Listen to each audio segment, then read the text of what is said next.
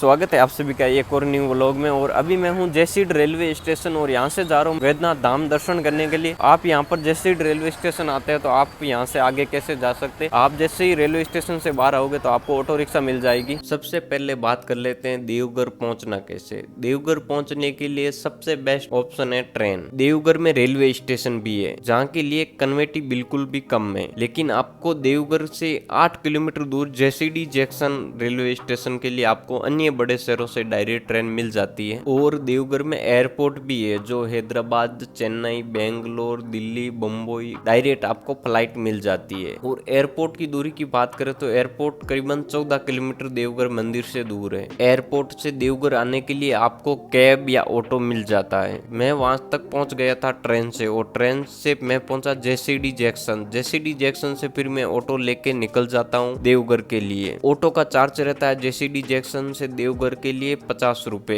कभी 40 कभी 30 भी ले लेते हैं, वो सीजन के अकॉर्डिंग रहता है। फिर मैं देवघर पहुंच के मंदिर के पास में ही ले लेता हूँ होटल, जिसका चार्ज मैंने पे किया 1500 रुपए। आपको होटल की बात करें तो आपको होटल देवघर में आपको 800 रुपए से लेके आपको 5000 6000 तक आपको होटल मिल जाएगा। और फिर मैं स्नान करके निकल जाता हूँ दर्शन करने के लिए।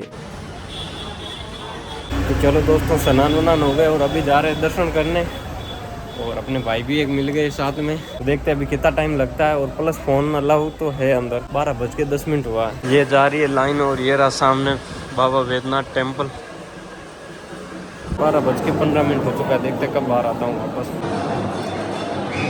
झारखंड राज्य में देवघर जिले में स्थित है बाबा वैद्यनाथ धाम। भारत के 12 ज्योतिर्लिंगों में से एक। ये मंदिर 51 शक्तिपीठों में से भी एक है, क्योंकि यहीं पर मां सती का प्रियदेव गिरा था। इसीलिए इस स्थान को शिव और शक्ति दोनों का संगम कहा जाता है। किंवदंतियों के अनुसार लंकापति रावण भगवान शिव को प्रसन्न करने के लिए हिमालय क्षेत्र में तपस्या कर रहा था। रावण ने भगवान शिव को अपने 9 सिरों की भेंट कर दी थी। जब रावण 10वां सिर भेंट करने लगा तो भगवान शिव सामने प्रकट हो गए थे और रावण से पूछा क्या वरदान चाहिए। रावण ने कामनालिंग को लंका ले जाने को कहा और शिव को कैलाश से लंका ले जाने की इच्छा व्यक्त की। भगवान शिव ने रावण की प्रार्थना स्वीकार कर ली, लेकिन एक शर्त के साथ। भगवान शिव ने कहा यदि शिवलिंग को रास्ते में कहां पर रखा गया तो वह भगवान शिव का स्थायी निवास स्थान बन जाएगा। उसे कभी भी स्थानांतरित नहीं किया जा सकेगा। शिव के कैलाश पर्वत से जाने की बात सुनकर सभी देवता चिंतित हो उठे। उन्होंने भगवान विष्णु से समाधान मांगा। विष्णु ने जल से संबंधित देवता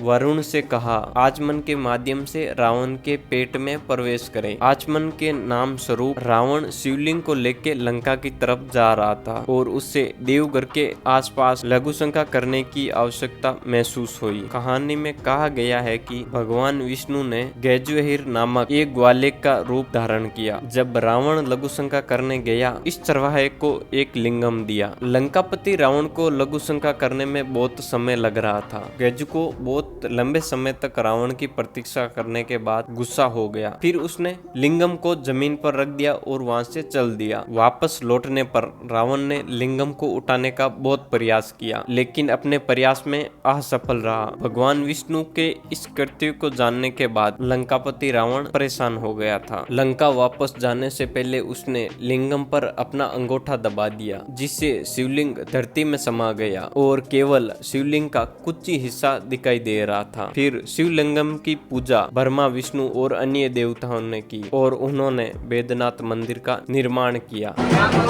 ये रहा भाई सामने वैद्यनाथ ज्योतिर्लिंग और ये मंदिर के अंदर का कुछ सीन।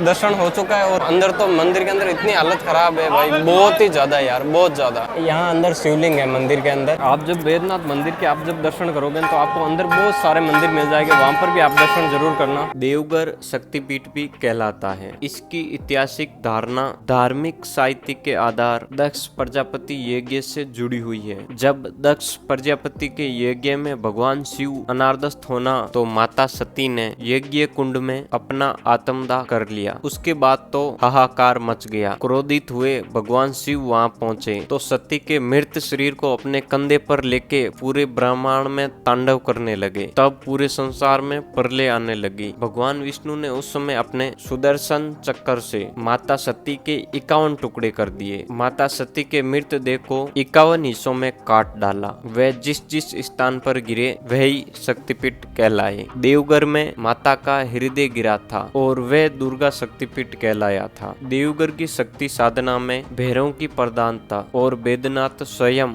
यहाँ के भैरव है। ऐसी मान्यता है कि जब शिव को प्रसन्न करने के लिए लंकापति रावण शीश चढ़ाना शुरू किए तो वो प्रसन्न हो गए। इतना ही नहीं, रावण के शीश को शिव ने जोड़ भी दिया था। तब से वे बैद्यनाथ कहलाए थे। 12 ज्योतिर्लिंग में मात्र एक ये ज्योतिर्लिंग है जहाँ शिवरात्रि के अवसर पर रात्रि प्रहर शिवलिंग पर सिंदूर दान होता है, क्योंकि शिव शक्ति एक साथ विराजते हैं। यहाँ पर आप शिव शक्ति के दर्शन करके आप मंदिर प्रांगण में बने अन्य छोटे बड़े मंदिर का आप दर्शन कर सकते हो। दर्शन हो गए भाई, सिस्टम तो भाई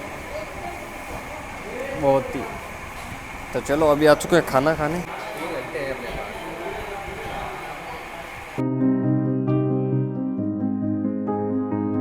खाना पीना करके हम लोग निकल जाते हैं बाहर की टूरिस्ट प्लेस एक्सप्लोर करने। और सबसे पहले मैं जाता हूँ तपोवन हिल, जो कि देवघर से 5 से 6 किलोमीटर दूर पड़ती है, जिसमें 30 से 40 मिनट लगता है। और आपको तपोवन हिल पे आपको भगवान शिव के भी दर्शन होते हैं। तपोवन हिल पहुँच के आपको 100 से 150 सीढ़ी आपको ऊपर चढ़ना पड़ेगा। काफी सीढ़ियाँ ऊपर चढ़ना पड़ेगा, ऑलमोस्ट 100-150 सीढ़ी।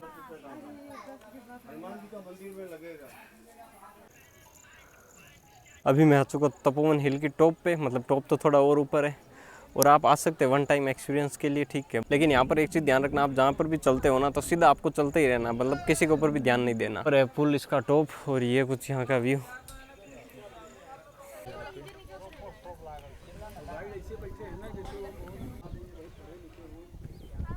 टॉप पे मैं आ चुका हूँ, लेकिन यहाँ पर एक चीज़ का आपको ध्यान रखना, शादीशुदा आदमी है तो आपको पहाड़ पे नहीं चढ़ना है बिल्कुल भी। और चढ़ना भी है तो ही दोस्तों के साथ चढ़ना। भाई इधर तो टॉप पे घूम लिया,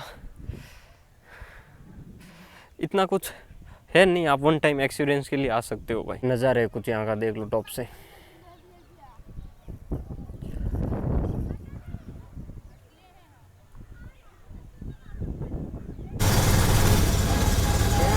तो अभी मैं आ चुका हूँ नौलखा मंदिर। 14 साल पहले मतलब 9 लाख में तैयार हुआ ये मंदिर है। देखो भाई, यहाँ से एंट्री है सामने से। तो अंदर से कैसा है मंदिर 9 लाख का।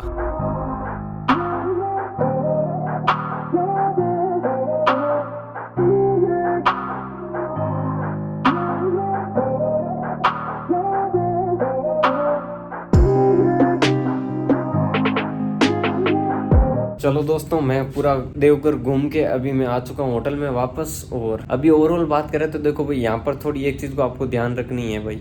मंदिर में आप जाओगे तो आपको मतलब कान बंद करके ही आपको चलना है भाई, किधर भी इधर उधर ध्यान नहीं देना आपको। बहुत लोग मतलब यहाँ पर आपको हाथ जोड़ने के लिए भी पंडित आपसे पैसे मांगेगा, तो आपको इस चीज़ का भी ध्यान रखना है। किसी को भी 1 रुपये भी नहीं देना अपने। वैसे अगर दूर से दर्शन हो रहे हैं दूर से ही कर लेना और वापस मुड़ जाना, क्योंकि भगवान इधर होते हैं। ऐसे हाथ लगाने से भगवान आपके पास नहीं आ जाएंगे।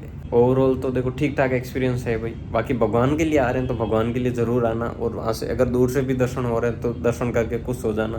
किसी को 1 रुपये भी नहीं देना। अगर मंदिर की तरफ से कहीं दान पेटी है तो वो डाल देना मंदिर में। अभी टाइम शाम के कुछ करीबन 6:30 हो चुका है और मैं पहुँच चुका हूँ शिव गंगा कुंड। और यहाँ पर दर्शन करने से पहले काफी भगत स्नान भी करते हैं। यहाँ पर शाम को 7 बजे आरती भी होती है, जो कि मैं आपको दिखाऊंगा। अभी आधा घंटा बाद आरती शुरू हो जाएगी। 7 बजे 7:30 बजे मंदिर के अंदर भी आरती होती है, लेकिन मंदिर के अंदर बहुत ज्यादा भीड़ है इसलिए नहीं जा पाऊंगा, क्योंकि अंदर बहुत ज्यादा भीड़ है। तो ये कुछ है भाई यहाँ का शिव गंगा कुंड।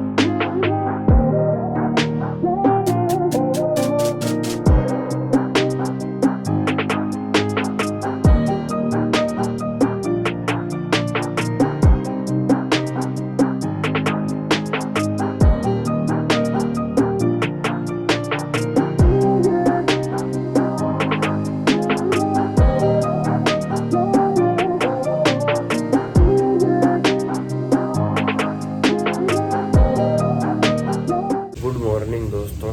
भाई साहब उठना तो मुझे 4 बजे था और अभी टाइम हो चुका है 5:30। लेट हो गए थोड़ा। तो चलो अभी मैं स्नान करता हूँ, फिर अपन चलते हैं दर्शन करने के लिए और अभी देखते हैं कितना टाइम लगता है। अभी मैं स्नान करके सीधा आपको मंदिर में मिलता हूँ। हमने सोचा था भीड़ कम होगी पर सुबह सुबह देखो भाई भीड़ बहुत ज़्यादा।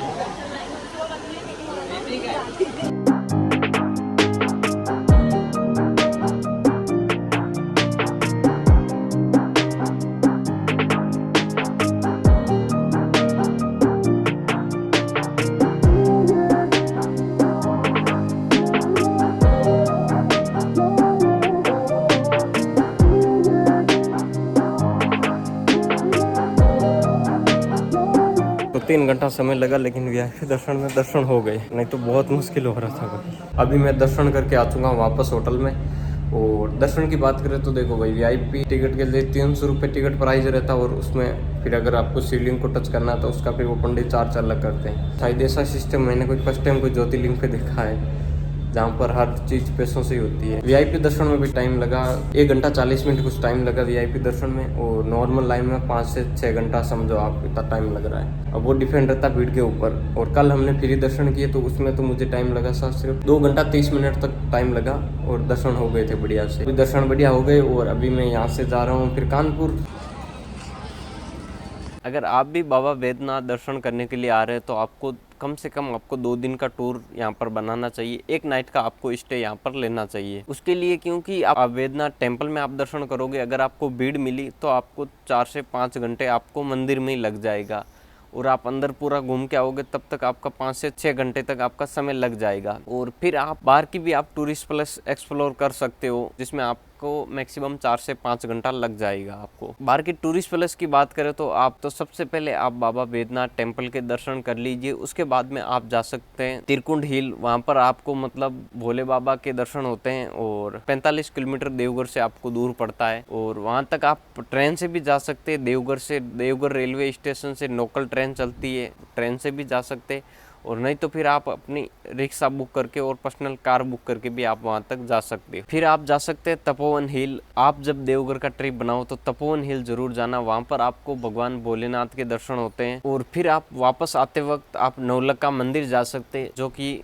राधा किशन जी का मंदिर है और काफ़ी बढ़िया मंदिर है और बहुत पुरानी टाइम का बना हुआ मंदिर है। तो वो जब पुरानी टाइम में बना था उस समय मंदिर को 9 लाख में तैयार किया गया था, इसलिए उस मंदिर का नाम है नवलखा मंदिर। तो आप वहाँ पर भी आप जा सकते हैं। फिर आप देवघर में आके आप शिव गंगा में भी स्नान कर सकते। दर्शन करने से पहले आप शिव गंगा में स्नान कर सकते हैं और शिव गंगा में शाम के समय आरती भी होती है और बाबा बैद्यनाथ टेम्पल के अंदर भी आरती होती है शाम को 7 बजे। तो आप अंदर जाके भी आप आरती भी देख सकते हैं। 1 नाइट का स्टे तो आपको वहाँ पर लेना ही चाहिए बैद्यनाथ। होटल की बात करें तो होटल और धर्मशाला आपको दोनों ही मिल जाएगा। होटल आपको 1 स्टार से लेकर 3 स्टार 5 स्टार होटल भी आपको वहाँ पर अवेलेबल हो जाएगा। और होटल प्राइस की बात करें तो आपको 1000 रुपए से लेके 5000 रुपए तक आपको रूम मिल जाता है 1 नाइट स्टे के लिए। जब आप बाहर की टूरिस्ट प्लेस आप एक्सप्लोर करने जाओ तो उस समय आप एक चीज का ध्यान रखना, ऑटो रिक्शा आप जो भी बुक करोगे तो आपसे पैसे थोड़ा ज्यादा मांगा जाएगा, तो आप थोड़ा बार्गेनिंग करके आप उसको भी आप कम करवा सकते हो। मंदिर के अंदर आप जब दर्शन करने के लिए जाओगे, बाबा बैद्यनाथ टेम्पल में जब आप दर्शन करने के लिए जाओगे, आपको शिवलिंग को छूना है तो आपको पंडित को पैसा देना ही पड़ेगा, नहीं तो पंडित वहां तक आपको पहुंचने ही नहीं दे। तो ये भी चीजें आप 2-3 चीजें आप ध्यान रखना। बाकी ओवरऑल एक्सपीरियंस बढ़िया है। थोड़ा समय आप जब बैद्यनाथ टेम्पल आप जाते हैं तो थोड़ा समय आप एक्स्ट्रा लेके चलिए, क्योंकि वहाँ पर मैक्सिमम आपको 2 से 3 घंटा समय तो आपको लगेगा ही लगेगा दर्शन करने के लिए। तो और सावन का महीना में अभी तो भीड़ और भी ज़्यादा रहती है। तो चलो भाई, अभी ये वीडियो आपने यहाँ तक देख लिया तो लाइक शेयर सब्सक्राइब करना और मिलते हैं अपन अगले वीडियो में। तब तक जय बाबा बैद्यनाथ, हर हर महादेव, जय श्री राम।